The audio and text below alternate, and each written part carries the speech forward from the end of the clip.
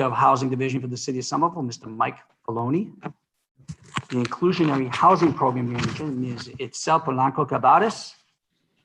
And our Office of Housing Stability Case Manager, who works so closely with so many people in our community, Ms. Lydia Lopez. I want to thank them all for joining and being part of this panel. And we want to welcome you all to tonight's meeting.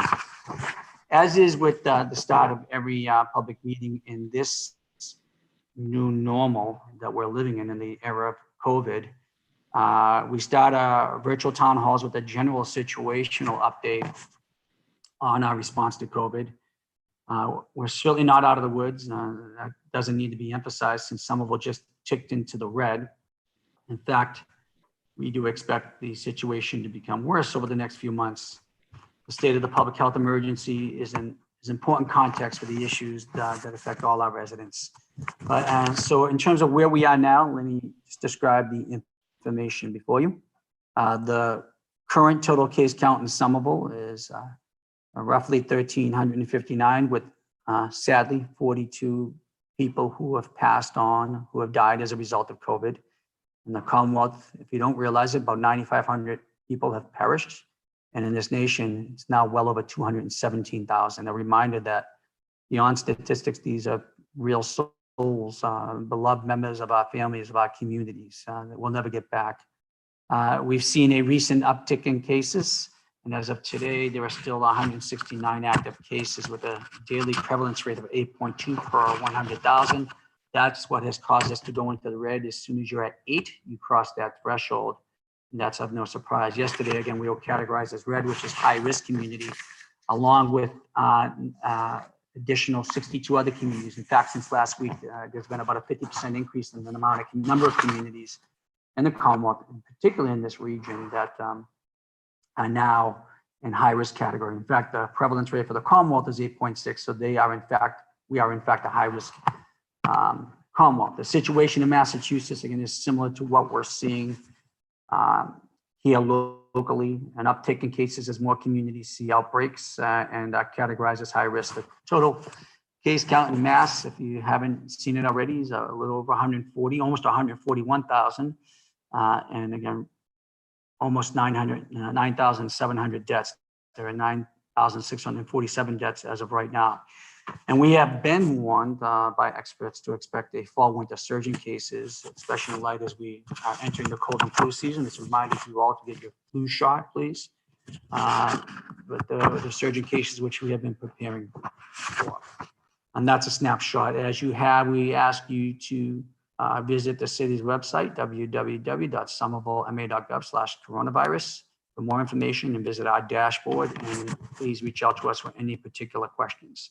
Let me just say, as to Somerville's status as red, we expect that to go back and forth, especially since the region is so tightly integrated and densely populated, and our frontline workers and people who ride the same subway systems and essential workers are working the same jobs. And so we continue to analyze the root of any outbreak or spike in cases, and we'll be updating the community real time if we make and when we make any decisions in terms of curtailing back activities or implementing more interventions. Now moving on to the housing impacts as related to COVID-19. As with so many issues, COVID didn't create the housing crisis. It certainly exacerbated and deepened the inequities that were already present in our community, in our Commonwealth, in our country.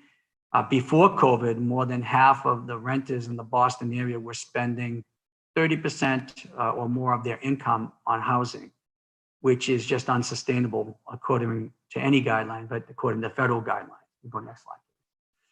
Between the loss of wages and the existing housing insecurity, the pandemic has pushed many of our most vulnerable residents into desperate circumstances. And we also know the housing crisis has been an emergency again far before COVID. This is only compounded given we are in light of the eviction moratorium about to be lifted. Move on, next slide. This speaks of itself. A quarter of Massachusetts renters have slight confidence or no confidence in their ability to pay next month's rent. That's why people on this panel your councilors, myself, people who work for city agency, activists, advocates, your state delegation led by Representative Connolly and others have been fighting so hard to make sure we're not putting people on the street in the middle of a pandemic, which infuriates so many of us that we were even considered doing that. And this is a real threat to people's lives, to our collective health, to the security of our communities, to a threat to our economy, which is already on its knees.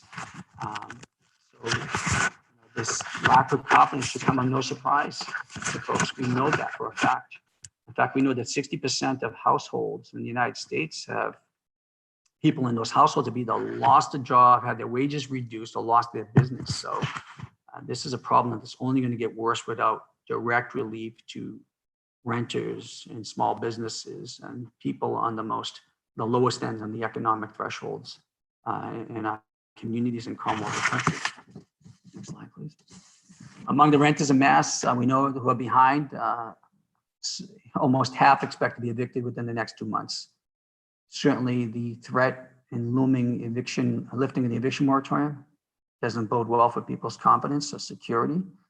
And it's certainly, I think others in this panel will speak to the stories they're hearing directly from constituents and the people we serve about the trauma and stress it's putting on families.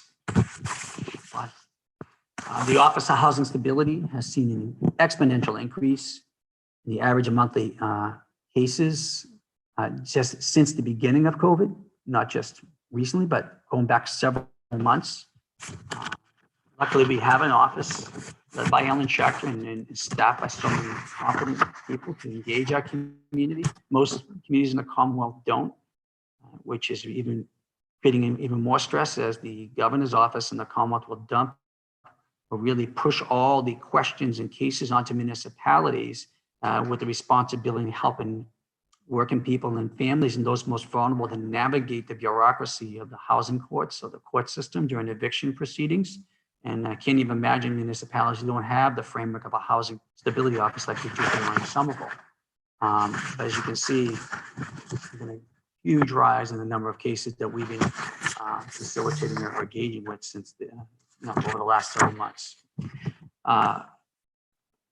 This has often been recited. Go to the next slide, please. Spanish speakers actually account for more than half of the rental assistance cases during the COVID-19 crisis. Once again, this shouldn't be a surprise. COVID has highlighted, put a glaring spotlight on the inequities in our entire social system, whether it's access to housing or who works the white collar jobs, who can work virtual from home, or how our transportation system doesn't serve all, our healthcare system, but also who's getting infected more than people like me, most of us on this panel. They're Black and brown people, they're immigrants, they're elderly, those most vulnerable, those who have projected worse health outcomes before COVID. And it's the same people we're going to be pushing out into the street in the middle of a pandemic. Ellen and her team can speak more of this and I'm going to pass it off to Ellen to talk about the help that's available, and then we'll get to questions after we get to the panel. Ellen? Thank you very much, Mayor. So I'm going to talk a little bit about what's going on with the eviction moratorium. People may be aware that a federal moratorium was put into place that expires on December 31st, 2020. What that moratorium has now been interpreted to do is to prevent the physical eviction of tenants. So originally advocates had believed, and some advocates still take the position, that the moratorium would prevent a notice to quit or court action until December 31st. But at this time, unless there's a court decision interpreting otherwise, that is no longer going to be the case. So under the federal moratorium, in order to have protections, a tenant has to provide a declaration and give that to their owner, indicating that they have had a COVID-related loss in income or increase in expenses. Those declarations are available on our website at www.somervillema.gov/OHS. For new cases, however, even with that declaration going to the landlord, it does not appear at this time that it's significantly going to impact the timing of evictions because of the way that that has been interpreted by the in a memo by the Center for Disease Control, again, which says it doesn't prevent landlords from filing, but only prevents physical eviction. Probably many of you know that there's a state eviction moratorium in place. That eviction is set to expire on Saturday. There was an emergency attempt by Representative Connolly that we supported to try to say that we needed at least a temporary extension of that moratorium because there are so many critical pieces of the puzzle that have to be put into place. We'll talk a little bit more about what the governor has proposed in terms of his diversion strategy, but there is simply not enough time before Saturday to have all the necessary pieces in place. And even with what the governor has put, there are huge gaps in what is available. So we'll be talking about that, but the state moratorium does end this weekend.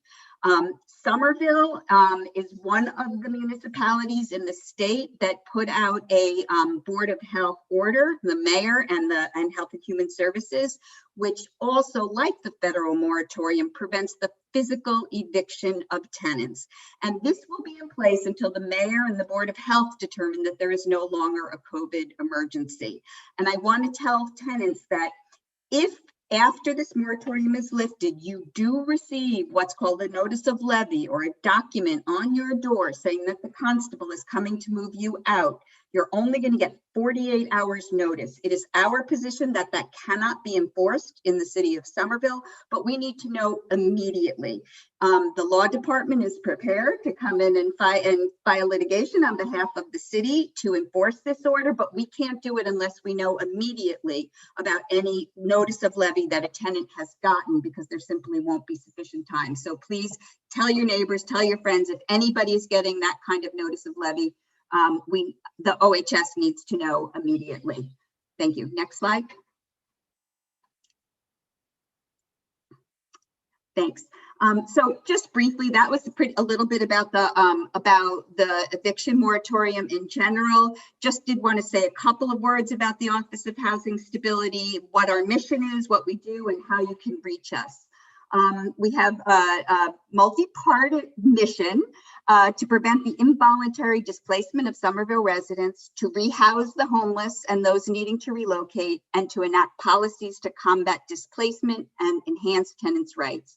And there's two real main components of this. One piece is our direct service. You heard a little bit about the numbers.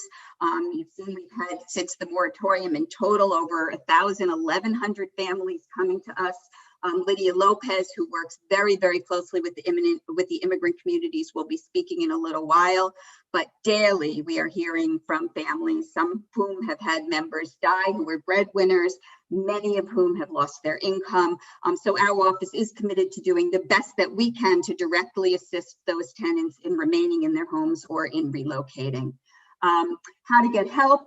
There's two primary ways. The easiest way is by going online at, here's our website here. You click make a referral, put in some basic information, and we will be getting back to you. Again, Lydia Lopez will explain a little bit more about how that process works. And also, this is our intake line.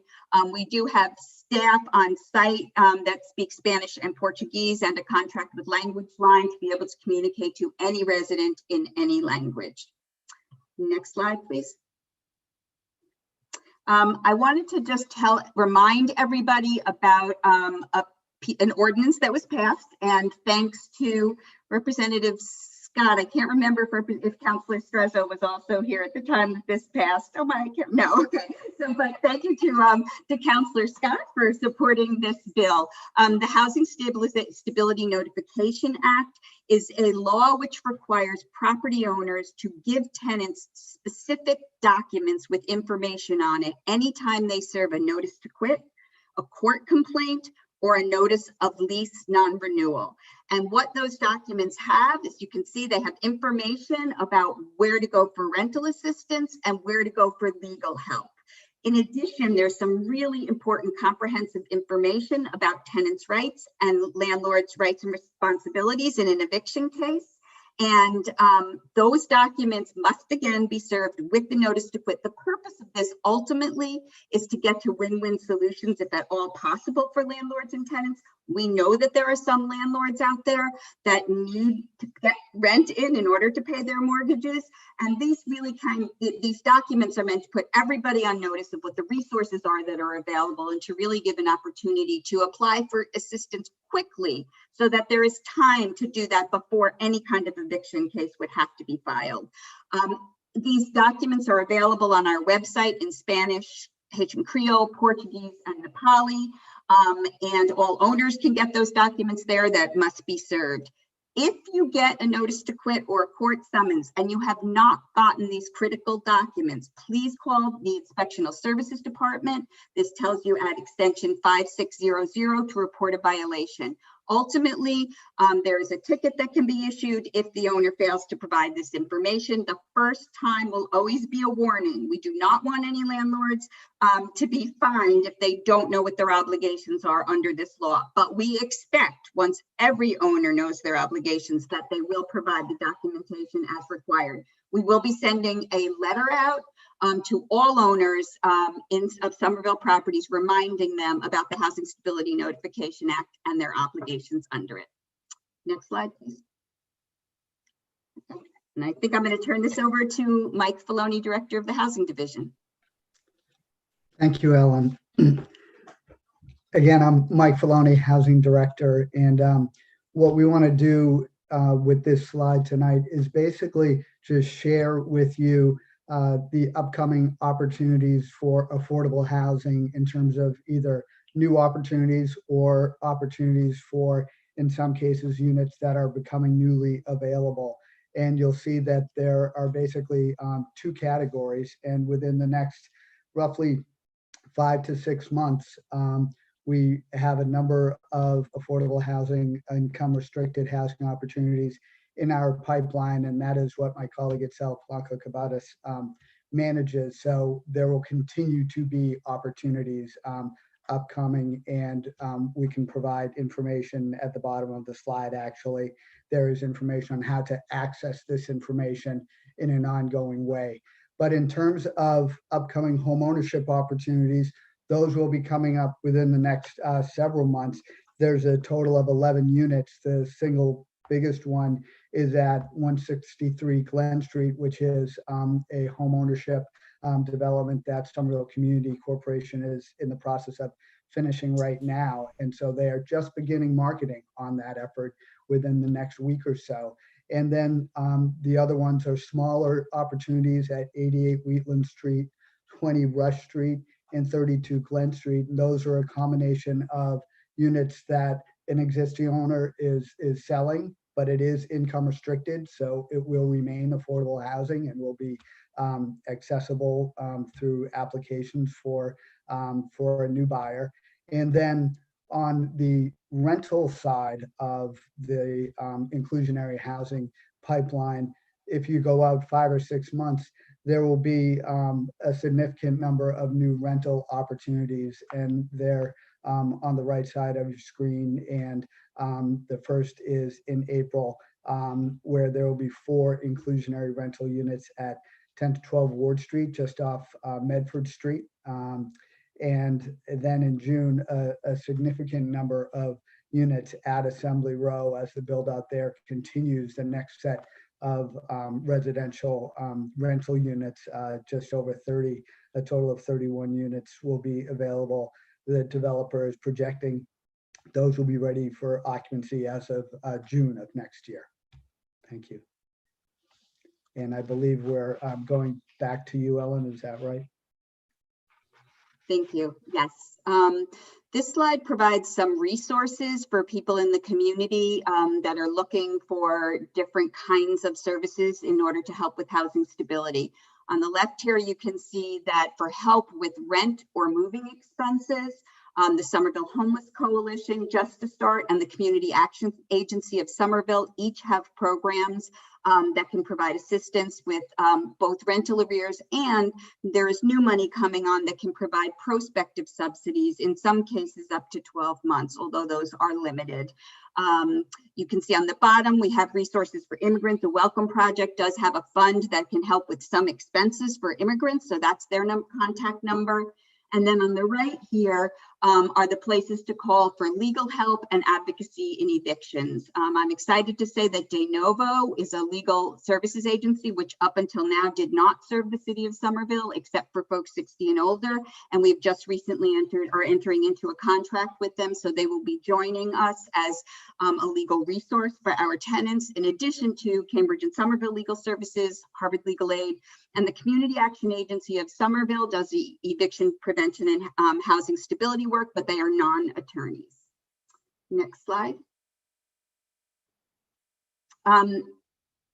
So I wanted to talk to you a little bit about the announcement that Governor Baker made recently about $171 million in eviction prevention assistance. I'll tell you a little bit about what that includes, what is being rolled out, but also to tell you that in our opinion, and I think the mayor supports this as well as both of the city councilors that are on here and probably everybody on this call, that it really is insufficient to meet the scope of the demand in order to stabilize people's tenancies. So we're grateful to the governor for what he did, but it's not enough. And we're going to talk a little bit later about legislative action that can bring us more of what we need to try to really maintain housing stability in our city. So what the governor did do was to announce an increase in rental assistance through the Residential Assistance for Families in Transition, or RAFT program. There are many families out in Somerville that we have helped at the Office of Housing Stability to apply for RAFT. It is not an easy process. We are there and available and willing to help people through that process, especially for people who don't speak English. It is a fairly complex application and document requests. But in the amount of money for each family that is now increased from $4,000 to $10,000. So this means that even families that have already gotten RAFT may be available for additional funding.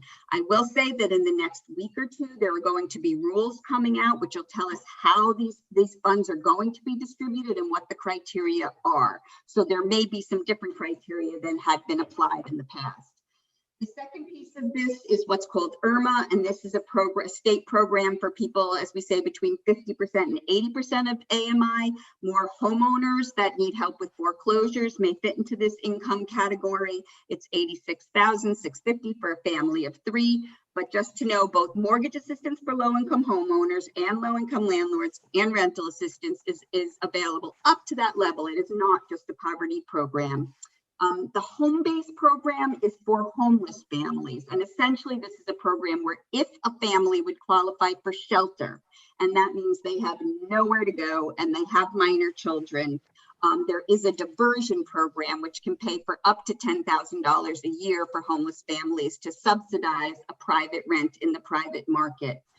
And the last thing I wanted to talk about is the Access to Counsel initiative. My office has been very involved in the core team on trying to advance something called right to counsel legislation. And I am going to talk about that in a little while. But the concept of right to counsel is that every tenant should have an opportunity to have an attorney in an eviction case. In Somerville, over 90% of landlords were represented when we last did statistics, and under 10% of tenants were represented. It is a huge imbalance of power. So we have long been pushing for access to counsel. What the governor has announced does not do everything that we want, but it is a really important new program which will provide for attorneys for unrepresented low-income litigants in housing court. And I just wanted to point out, in Somerville, half of eviction cases are filed in housing court and half are filed in district court. This right to counsel initiative only attaches to cases in housing court, but anybody whose case is in district court has the right to move their case to housing court. So the long and the short of it is, if you have questions, if things come up, OHS is here for you, other agencies are here for you. We're going to do our very best to hook you up with legal counsel and to make sure that you have the help we need. And we're hoping that there will be at least enough counsel, that there will be enough money in the fund, or that it will get refunded if necessary, to make sure everyone has the counsel they need. Next slide, please. Thanks, Ellen. I just want to chime in there because what Ellen has mentioned is this is a good start. But in terms of not only needing more money and resources towards it, it has to be accompanied by the extension of the eviction Absolutely. moratorium. I mean, many of these things are not up and running. Access to right to counsel is a good launch. We commend the governor and the administration on this and those who advocated for it. It's not ready to go on the 17th. And then you can just, if you can see all the different options someone who's being evicted or perhaps someone who doesn't speak English may have to consider and how to maneuver the bureaucracy and not knowing whether you can move your case to housing court from district court, it is very confusing. And to, again, as I've advocated as recent as this afternoon with the lieutenant governor, that there needs to be an extension of that to January 1. So those of you who are listening in and tuning in on the city cable, please call the governor's office. Let them know that.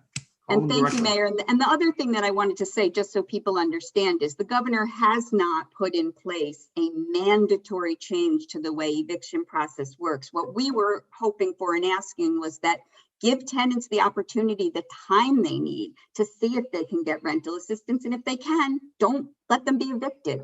Right now, the diversion program that the governor is suggesting is a voluntary program, which allows landlords and tenants to together decide to postpone an eviction to apply for rental assistance. And we really think there has to be the right to do this because we just don't want to see people who are evicted through no fault of their own because a rental assistance application takes longer than the eviction process. That's something that's out of their control, and we really need to call on the governor to make sure that nobody gets evicted because their rental assistance application is taking too long to be processed. Okay, and that next slide, please. So along those lines, what are we pushing for? What do we hope that you will all advocate for that can really fill in all of those gaps of what the governor's program is doing?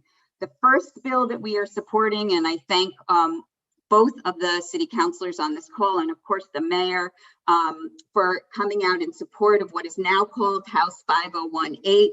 This is generally known as the Housing Guarantees Bill. It essentially would give up to a 12-month extension on the moratorium, but in that really do all the things that are necessary to help both landlords and tenants. The bill provides for a dollar-for-dollar tax relief for any landlords who are losing rent as a result of, or losing income as a result of loss of rent payments. So again, it extends the moratorium, but it gives landlords a clear path for getting financial relief. And it puts together other housing guarantees, such as keeping rent in place for 12 months without increases in this emergency time, so that we can do everything we can to prevent displacement because of the pandemic and during the pandemic, which is so dangerous. The second bill that we're really still supporting and urge you all to support as well is our transfer fee legislation. This is a home rule amendment, which is saying we desperately need affordable housing. At the end of this pandemic, we're going to need it more than ever, and we really need a funding source in which to do this. This is a home rule amendment that was passed by the city council, which places a reasonable fee on real estate transactions, which would go to the funding of affordable housing in our city. There are about 7 cities and towns that have home rule petitions, including Concord, Boston, Somerville, Provincetown, and others, all of whom are really struggling with how to have the municipal funding we need to seed affordable housing. All this does is ask the legislature for permission for us to do what we have decided to do in our city. So we will continue to work on that bill. You next see an act promoting housing stability through the right to counsel. Again, this is the legislation I was referring to. The right to counsel concept is originally not only about COVID, but that there should be right to counsel in eviction cases, in all kinds of eviction cases, whether or not related to COVID.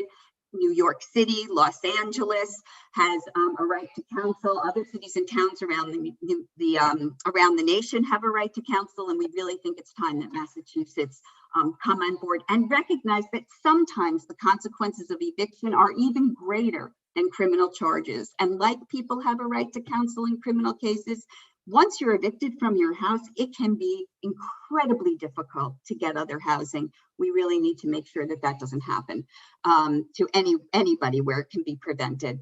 And last, another piece of legislation, this is what I was just speaking to, a bill called the Homes Act Senate H24.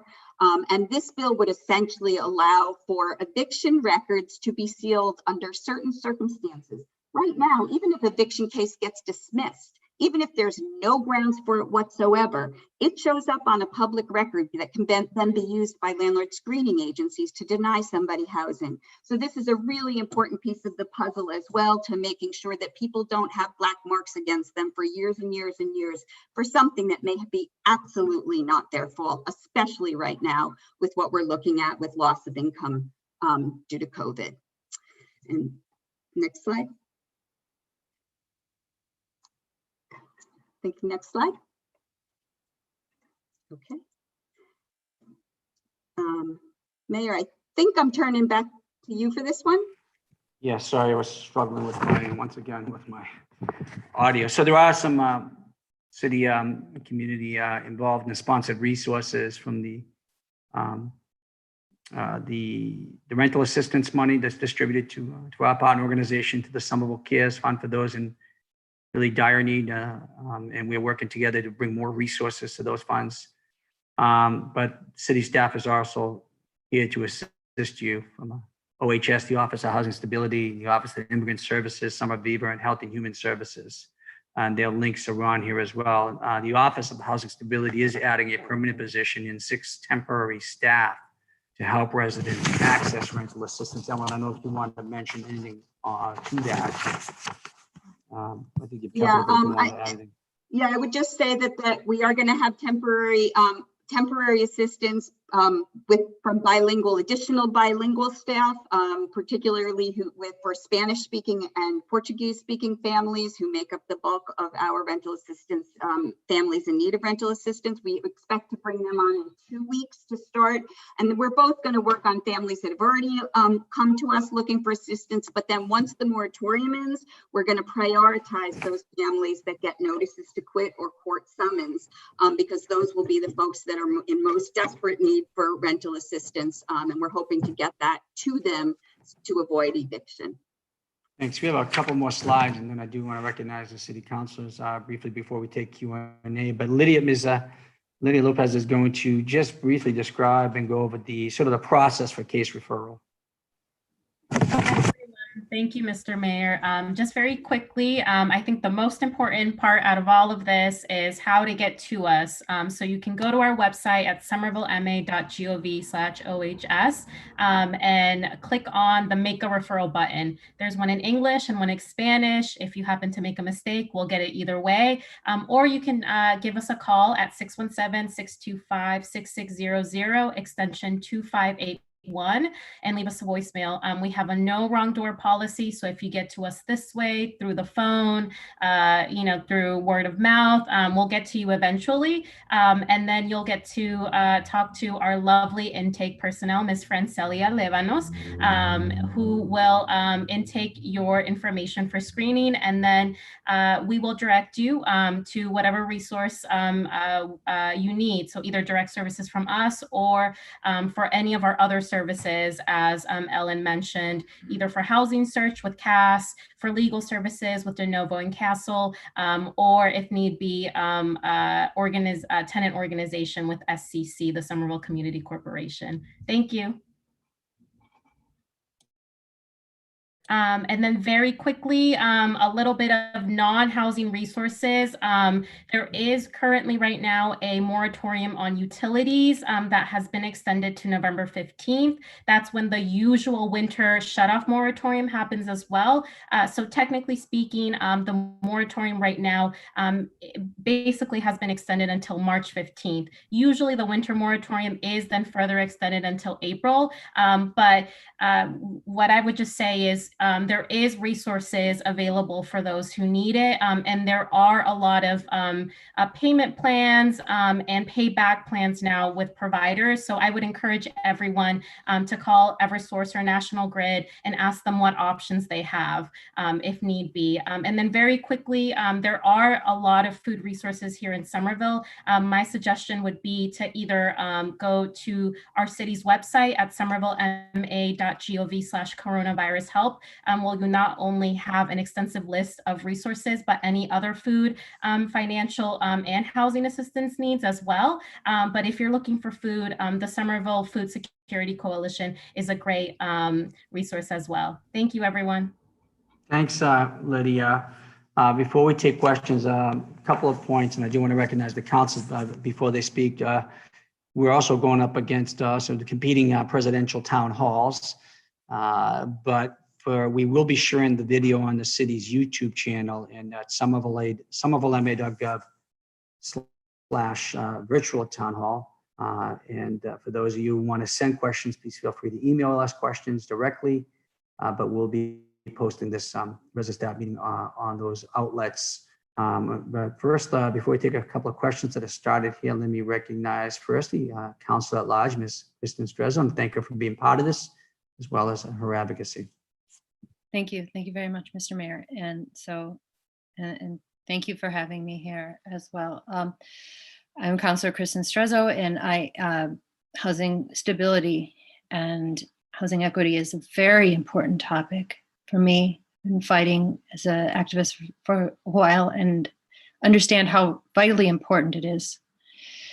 And I want to commend the mayor for establishing and the work that's been done previous to this, establishing the Office of Housing Stability. And I want to commend the Housing Department and the Office of Housing Stability for all of your hard work and advocacy as well. And because I really truly feel that if the Office of Housing Stability and the work that's been in place before COVID crisis, I think the narrative of Somerville would be entirely different. And I really want to say that because it's something to think about. I personally sit on I'm the chair of the Housing and Community Development Committee, and I sit on the Affordable Housing Trust Fund. And if I want you to know that if you need me, reach out to me. My contact information is on the City Council website.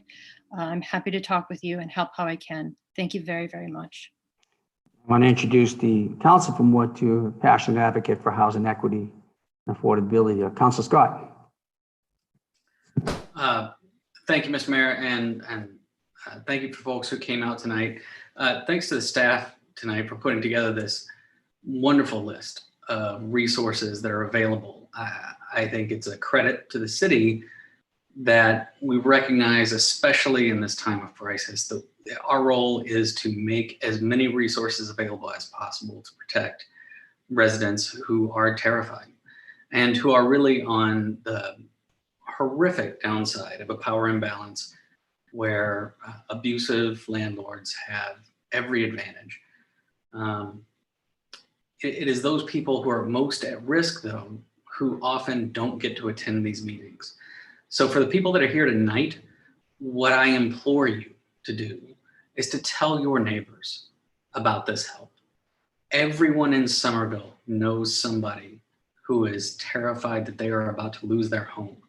Everyone in Somerville knows somebody who has had a landlord try to raise their rent or not renew their lease or try to evict them even in the middle of this pandemic.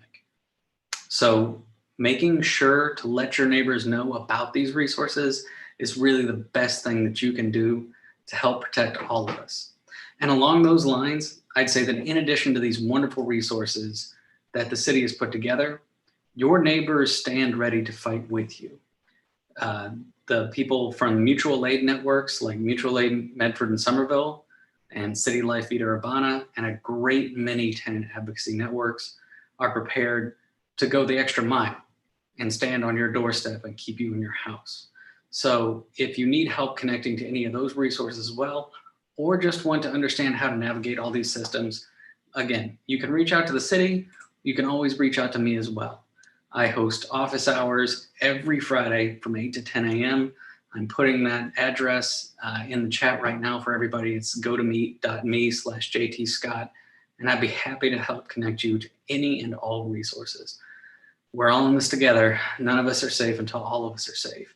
And I really appreciate everybody who took time to be here tonight. Thank you, Mr. Mayor. Thank you, Councilor Scott and Councilor Strezzo. So we have some questions, and folks, you can ask more than one question.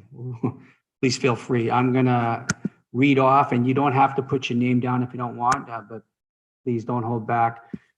From an anonymous attendee, if you applied for RAFT and haven't heard anything back, what should you do? Thank you for that question. Ellen and the team?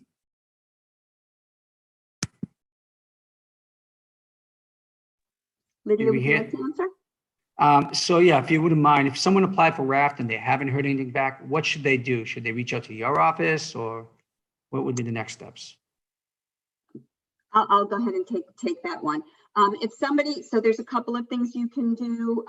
Unfortunately, I will say that there were 2,600 backed up applications at Metro Housing at last count. So they are being particularly slow. If you have an application and you haven't heard, and I would say, and it's been more than a month since you did your application, call our office, tell us, we can get in touch with, there's two sort of systems. There's a system for tenants to apply, and then there's a system for service providers. We can certainly check for you on that application, make sure it wasn't lost, make sure it's in the system, and find out who your case manager is if you haven't been told already. That is kind of the key to moving this forward. Unfortunately, many people are having the experience that you are, and that's why it's absolutely so critical that the moratorium be extended so that these pieces can be put in place, so that people can timely get responses to their applications. I will also say that there's going to be money, there is money available in the city of Somerville through other programs, through the Somerville Homeless Coalition and through CAS, and hopefully those processes will not take as long. You can't apply for the same months that you've already applied for RAFT, but if there's additional money that's needed, you can apply there as well. But again, call our office if you haven't gotten a response, and we'll do our best to find out where your application is, what additional documents are needed, and what the next steps are. Thanks, Ellen. The next question from an anonymous attendee, and thank you for this question, states, could you talk about the best way to approach your landlord to try to work out a payment plan?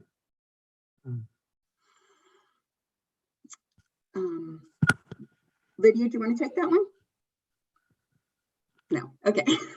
I'll answer, and then we can, anybody else who's here can help as well. First of all, if you are behind in rent and you might be eligible for rental assistance, you might want to start by talking to your landlord about a couple of things, about that you're going to need their help in filling out some documents to apply for rental assistance. Make sure they know that you really want to be able to pay them, but that you have had a COVID-related loss. Again, if you've had a COVID-related income loss, please fill out that declaration for the federal moratorium that we talked about earlier, and that's available on our website under, if you just click on federal moratorium, because that will give you some protections. So make sure your landlord understands that you want to be able to pay, and that it's because of the COVID situation that you have not been able to. Get them involved. And then you can try both the rental assistance and then to see if there can be a payment plan for any remaining funds. Again, if you're not able to do that, I will say that most landlords, both because they want to get paid and because they understand the crisis, have been pretty reasonable in negotiating payment plans, but not everybody. And certainly not everybody has participated in helping tenants get rental assistance. But make sure they know you want to pay. Make sure they know that you're not just avoiding your responsibilities. Unfortunately, there's a myth out there that tenants are, in my opinion, that tenants are taking advantage of the moratorium and just deciding not to pay. And that has absolutely not been my experience based on the hundreds and hundreds of families that we've talked to. So make sure your landlord knows you're trying, make partial payments if you can, talk to them about rental assistance and talk to them about payment plans. And if you need help, call our office. Thanks, Ellen, and thanks for bringing up that point. People want to pay their bills, they want to pay their rent, they want to work. There's a certain level of dignity that comes with it. They want to do that. So that false narrative has to be squashed every time we hear it. That's just not the case. There's no evidence, by the way, supporting that. So thank you for bringing that point of clarification. The next question, and I'll invite others on here, including the councils, if you want to chime in. You've all been at the forefront of this. For an anonymous attendee, and I thank you also for this question. I know you've all have been fighting for rent control. Is there any hope of that really happening? Maybe more momentum now? Councilor Strezzo, you want to start off? I know I'm raising my hand like I'm in class. Okay. I think that I think that's an excellent question. I think one of the biggest I'm an optimist, so I believe in it. I also believe that we have to change the title of rent control, because I think when people hear rent control, they some people close their ears immediately off. I think the concept of modernizing the concept of rent control is possible. And I believe there's a lot of support for it. I also believe that we live in Somerville and we live in a little bit of a bubble.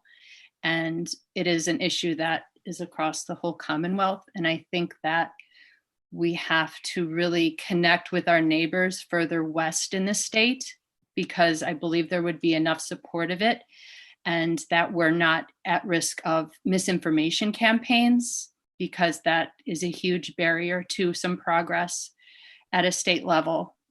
But I believe that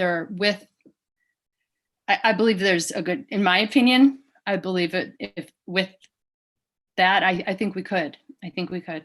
That's my opinion. Council Scott? Thanks. I mean, I think I have a little bit of a different view here, but I'd say absolutely, absolutely. But it won't happen if we just rely on elected officials to carry the torch forward. I mean, what we've seen, not just in Somerville, not just in the Commonwealth, but nationwide, is the incredible disparities and the incredible cruelty of the system that we currently live in. All of these things already existed. They've just been surfaced and exacerbated by both a completely uncaring federal administration and the catastrophe of this pandemic.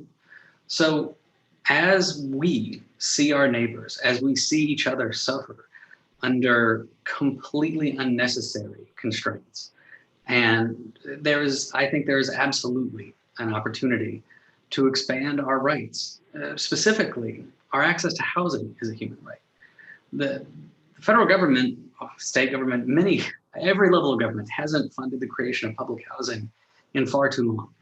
And no amount of incremental inclusionary zoning or public-private partnerships, I believe, are going to get us to the place where we need to go in terms of making sure that everybody has the right to the dignity of a home, which is even more apparent why that's important now when it puts people's lives at risk. So I do think it's possible, but I think it involves talking to each other. I think it involves really reaching out and saying this level of cruelty is both unacceptable and unnecessary. So I wish I had a clearer path forward. I mean, there are organizations that have been working around this for a very long time. And I will say, ultimately, there is no way to phrase your right to a home as a human right in a way that's not vulnerable to bad faith arguments and to counter programming. We see daily the chief executive of this country just claim outrageous falsehoods in opposition to simply the need to have healthcare that doesn't exclude pre-existing conditions. So I know that those bad faith arguments will happen no matter what language is put around the need for rent control or housing as human right. What's going to be important is that we talk to our neighbors and then we work together to say that we all deserve that dignity. Thank you. Thank you. Both well said. I just want to add, this is one of, I will say we have gotten far in this conference, not far enough. The idea of having right to counsel, money for right to counsel was thought impossible just months ago, and not politically possible. And to even have a conversation about rent control, not possible. I don't think it's going to happen right away, but I think both counsels are correct. It only happens if you're going to hold every elected official, those in charge of the system, accountable. I think certainly the pandemic has, again, shed a glaring spotlight on the inequities in the system. More people are, at least anecdotally, we hear and see more people viewing housing as a human right. However, still far the majority see it as a commodity. And as we see the inequities in the system resulting in greater economic harm and greater harm to people's health and our region's health and our Commonwealth's health, I think that's just going to give more of a launching pad for us to advocate for this to happen. It won't be easy, but I would suggest, you need to hold us and other elected officials accountable. This should be one of the main issues that people should support before they gain your support for a vote. It's playing out, even though it might be at the forefront, even in the presidential race. So when this issue is not going to go away because the crisis is not going to go away. This issue was at a crisis point, conversation about rent control before COVID, and it will continue to do so. And I think we have champions leading us locally, advocates like people on this call in our communities and in office and at the State House, some in our delegation. And I do foresee a day when hopefully not too far off, we're going to be signing a rent control, at least a local option rent control bill, which here in some of them, I think we can confidently say we would pass. We had that option. We've already said that we want that here. And really, I want to thank the councilors and others who are on this panel in the community who are leading the advocacy of so many of the important housing measures that are being discussed at a statewide level. So we need your fight.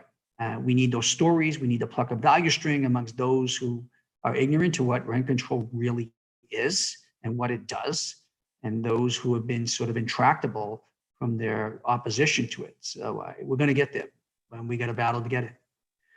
A few more questions that come in, and thank you.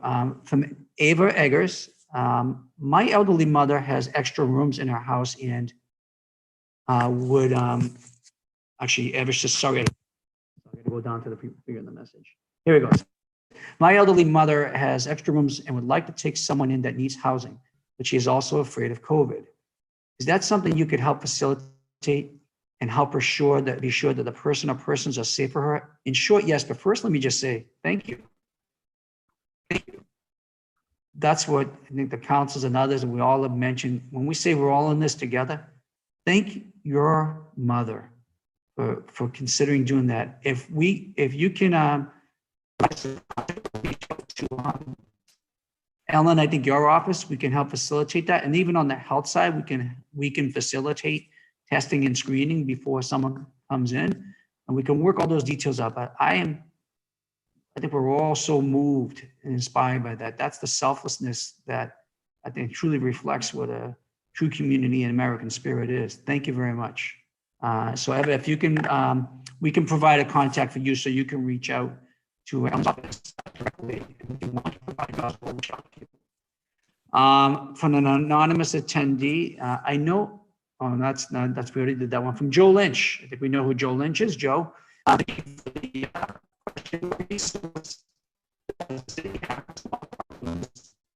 For rentals, who may also experience financial hardship due to no income from renters. And there's a city working with local lenders for some type of delay in mortgage payments. I'm sorry, Councilor Strezzo, did you want to? Oh, Mr. Mayor, could you repeat that? Your microphone kind of got crunchy for a second. Could you please repeat? Okay, my apologies. Thank you for telling me that. What resource does the city have for small property owners, 2 to 4 rentals, that must mean 2 to 4 units, who may also experience financial hardship due to no income from renters?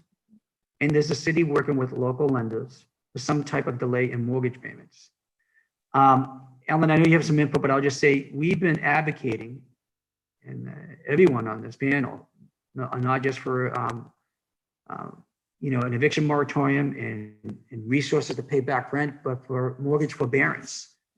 We know, as has been stated, people depend on that rent to pay the mortgage, and we can't afford, if they lose their home, the renters lose their apartment as well.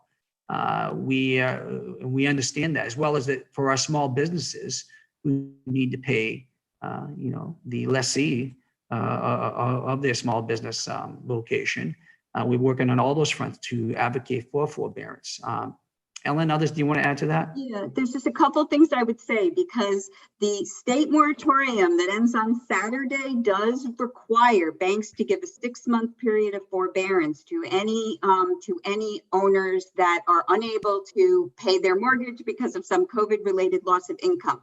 Go to your bank tomorrow, right? That protection may not be in place.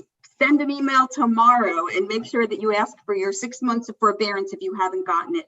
And just know that they are not allowed to charge you all of the money that the 6 months of mortgage that you didn't have to pay at the end of that mortgage. It has to be added in months onto the end of your mortgage period. So we've seen some instances here where banks are trying to say, pay up all that you didn't pay right at the end of that 6 months.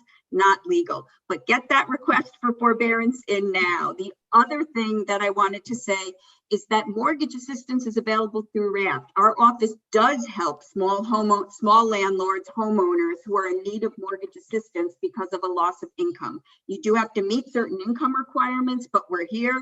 I'm here. You can contact me personally if you need to. My information is on our website, but you can also do an intake. We are here to try to help you to access mortgage assistance, and you can access mortgage assistance for yourself and help your tenants to access rental assistance. So there really are some tools here that can help make sure that small landlords are getting the rent that they need or are being forgiven the mortgage payments that they otherwise would need to pay. But the last thing is, that's why that housing guarantees bill is so important that Representative Connolly and Senator Jalen put in, because these protections end on the 17th. With that bill, they will extend, because we all know that the crisis of COVID has not ended. People have not gotten their income back. So it's really important both to act now to protect yourself, but also to understand how this fits into the larger political picture and get involved. Get involved. Happy to help you to think about how to do that as well. But thanks for the question. Yeah, I mean, if I could just add, I want to make it really clear that this is exactly what I'm talking about when I say that we are all in this together. The idea that small landlords, folks who have owned their homes here for generations, are going to be put at risk by their tenants by showing decency and mercy to their tenants is exactly the kind of problem that we need to change this system to fix. And that housing stability bill does exactly that in a small degree, just to extend these protections for a little while longer.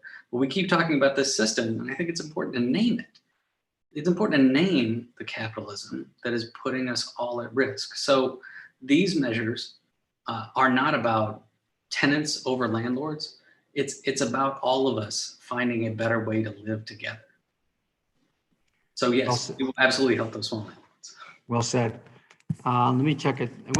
Any further questions? We'd love to have it. Someone asked, can you share the website again for seeking help? We're going to put that back up in the chat function again if we haven't already done so. Questions and answers. I want to remind everyone, we will share this video on the city's YouTube channel, in that someone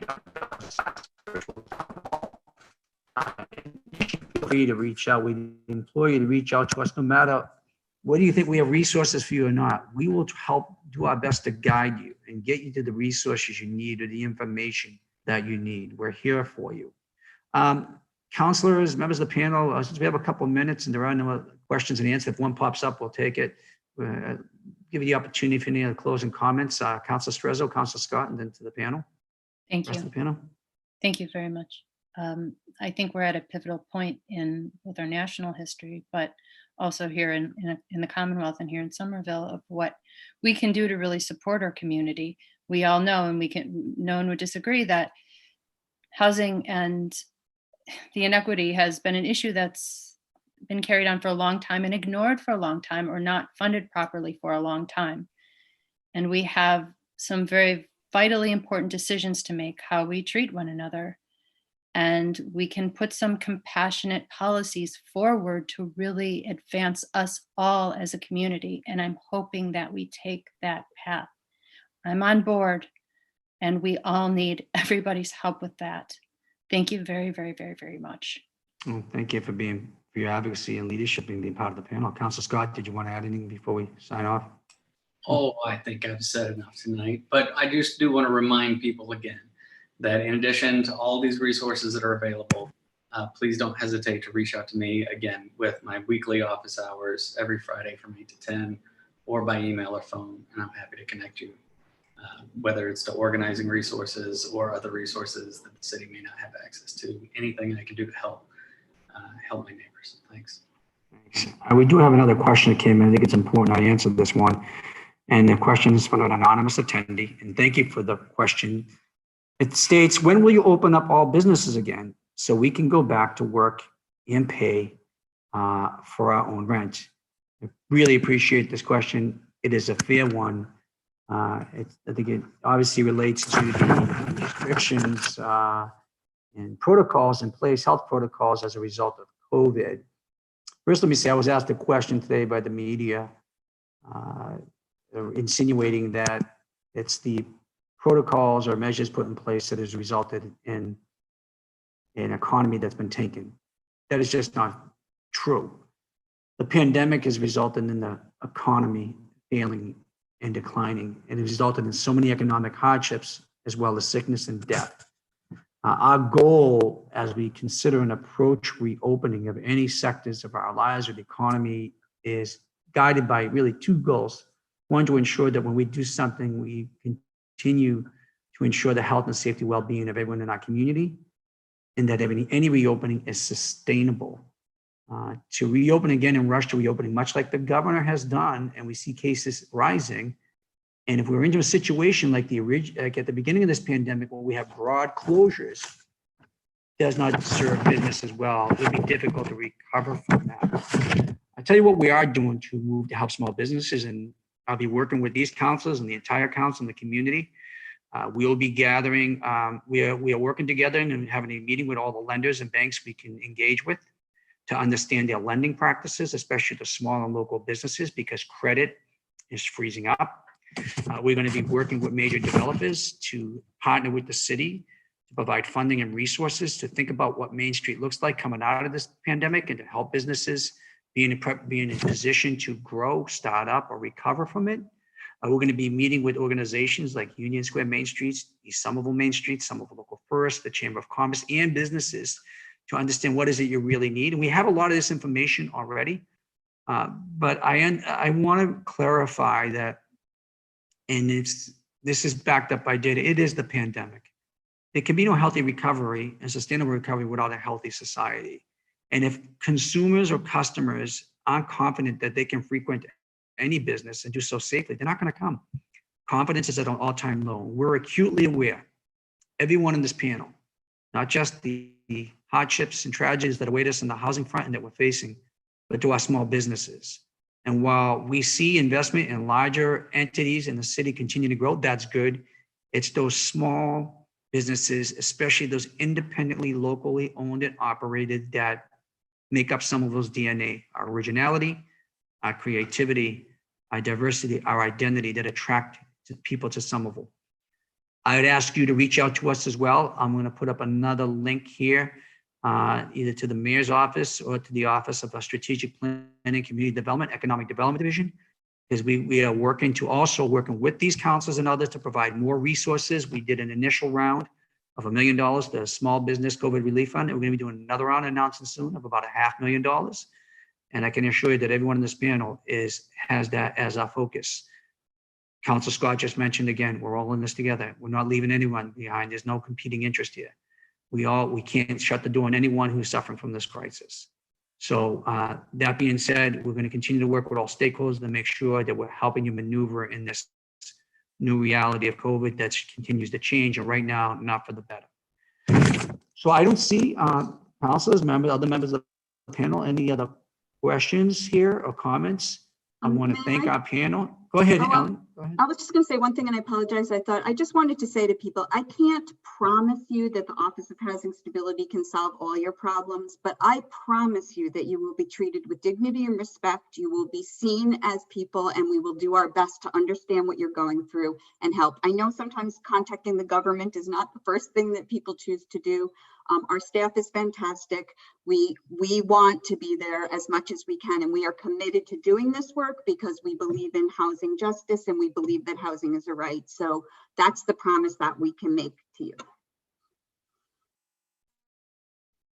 Thank you, Ellen. So again, thank you to our panel. More importantly, thank you for all of you who have joined us tonight, who might watch this later, who have asked questions. And again, as has been stated, reach out to us. We will help you find the answers. If we don't have the answers ourselves, we will work with you. Thank you very much, folks. Have a good evening, and stay healthy and be safe.